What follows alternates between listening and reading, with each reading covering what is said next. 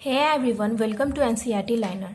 तो हम जानेंगे नाइट्रोजीनियस वेस्ट के बारे में। ठीक है, नाइट्रोजीनियस वेस्ट यानी कि हमारे बॉडी को इसकी ज़रूरत नहीं है। ठीक है, इसकी ज़रूरत नहीं है तभी हमारा जो एनिमल बॉडी है उसे शरीर से बाहर निकालेगी, या फिर हमारे शरीर में ये ज़्यादा बनेगी, हमारे नीड के ज़्यादा बनेगी, तब ये जाके ये निकलेगा। ठीक है, तो तभी ये वेस्ट होता है। ठीक है, ये तीन तरह का है, एमोनिया, यूरिया, यूरिक। एमोनिया जो है वो हाईली टॉक्सिक है और इसको रिमूव करने के लिए मैक्सिमम वाटर की ज़रूरत पड़ती है। हाईली टॉक्सिक का मतलब हो गया जैसे बहुत गंदा है। ठीक है, तो जहाँ पे भी अगर बहुत गंदा हो तो उसे रिमूव करने के लिए, साफ करने के लिए ज़्यादा पानी की ज़रूरत पड़ती है। तो इसीलिए ये उसी में पाया जाता है जो ऑलरेडी एक्वाटिक है, जो ऑलरेडी पानी में ही रहता है। ठीक है, वरना उसे कौन पानी देगा। ठीक है, तो एक्वस एम्फीबियंस आ गया इसका एग्जाम्पल, एक्वस इंसेक्ट आ गया इसका एग्जाम्पल, और बॉनी फिशेस आ गया। ठीक है, यूरिया जो है वो लेस टॉक्सिक है एमोनिया के कंपेयर में, और इसको रिमूव करने के लिए लेस वाटर की जरूरत पड़ती है। इसका एग्जाम्पल है mammals, marine fish, terrestrial amphibians. ठीक है, और यूरिक एसिड जो है वो लीस्ट टॉक्सिक है, मतलब इन दोनों से ही कंपेयर अगर करें तो ये इसको हटाने के लिए सबसे कम पानी की जरूरत पड़ती है। तो जैसे हो गया रेप्टाइल्स, बर्ड्स, इंसेक्ट, स्नेल्स, ये थी इसमें इतनी सी बातें। ठीक है,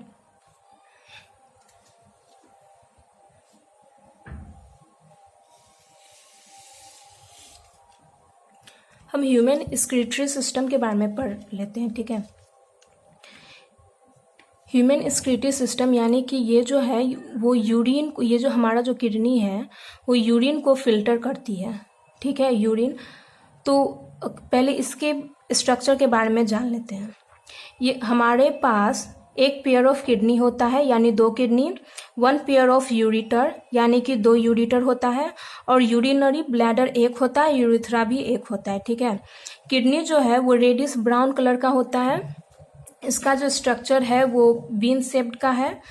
इसकी जो सिचुएशन है, सिचुएटेड है, पोजीशन है, वो लास्ट थोरैसिक और 3 लंबर वर्टिब्रा डोर्सल, पीछे एब्डोमिनल कैविटी। एब्डोमिनल कैविटी मतलब पेट इधर। ठीक है, लेकिन डोर्सल पीछे में ये सिचुएटेड रहती है। किडनी का जो बाहर का जो लेयर है वो टफ होता है, इसीलिए इसको रीनल कैप्सूल बोलते हैं। रीनल का मतलब हो गया किडनी से रिलेटेड, पल्मोनरी का मतलब हो गया लंग से रिलेटेड। ठीक है, अब किडनी के जो अंदर की बात है वो दो जोन में बटी रहती है, एक बाहर कोर्टेक्स जोन और एक अंदर मेडुलरी जोन।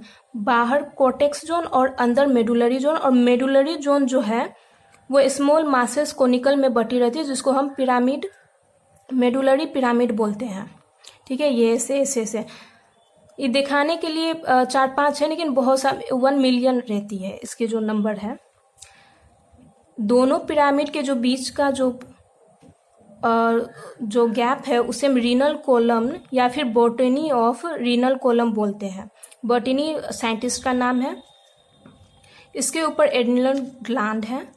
किडनी का जो लेंथ होता है 10 से 12 सेंटीमीटर। विड्थ जो होता है, ये चौड़ाई जो होता है वो 5 से 7 सेंटीमीटर। थिकनेस जो होता है, उसकी मोटाई जो होती है 2 से 3 सेंटीमीटर। इसका जो वेट है 120 to 170 ग्राम, यानी कि 1.5 kg के आसपास। ठीक है,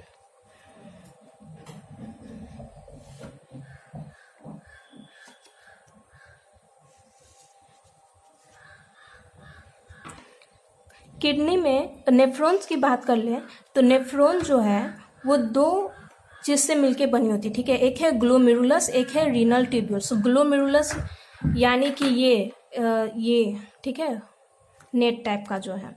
रीनल ट्यूब्यूल्स यानी कि जो पिंक कलर का है यहाँ तक, जिसमें कोलेक्टिक डक्ट शामिल नहीं है, वो हो गया रीनल ट्यूब्यूल्स। रीनल ट्यूब्यूल्स मतलब कि हो गया बोमेंस कैप्सूल, ये भी पीसीटी और लूप ऑफ हेनले और डीसीटी। ठीक है, ये हो गया मतलब renal tubules. बोमेंस capsules cup like structure जो है वो, और ग्लोमेरुलस, उसे साथ में हम मालपिगियन बॉडी बोलते हैं। ठीक है, अगर मालपिगियन बॉडी कोई बोले तो इसका मतलब है कि ग्लोमेरुलस और बोमेंस कैप्सूल को साथ में लेकर बात कर रहा है। ठीक है, और इसे रीनल कॉर्पसल्स भी बोलते हैं।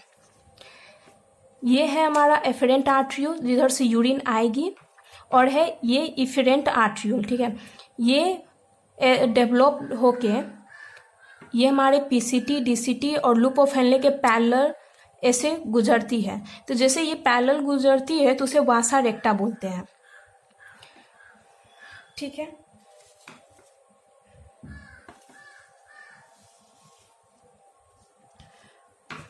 ये हमारा किडनी है, ये मेडुलरी पिरामिड है, इसी में नेफ्रॉन रहता है, और ये यूरिन ऐसे फिल्टर